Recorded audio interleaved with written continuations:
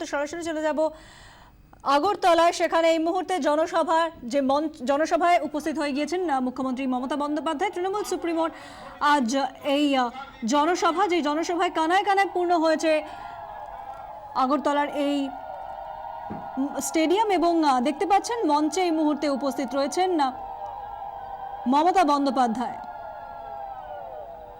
বাংলার পর এবার লক্ষ্য ত্রিপুরা।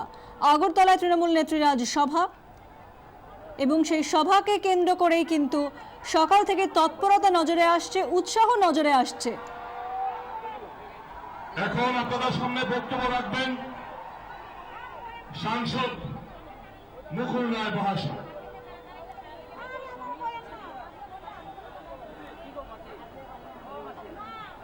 সবাই যারা এখনো বাইরে আছেন সবাই ভেতরে প্রবেশ করে, দু একটা সিপিএমের চ্যানেল রয়েছে যারা দু একটা টাকা জায়গা দেখানোর চেষ্টা করবে, তাদেরকে সুযোগ দেবেন না।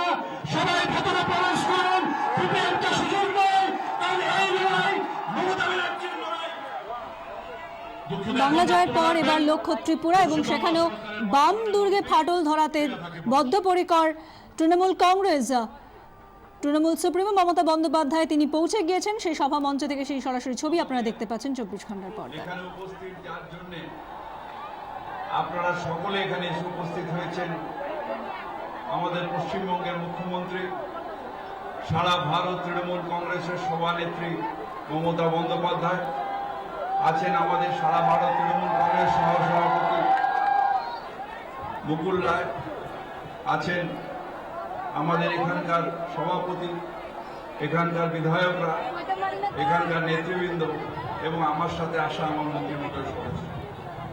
আজকে ত্রিপুরা মানুষের কাছে আমরা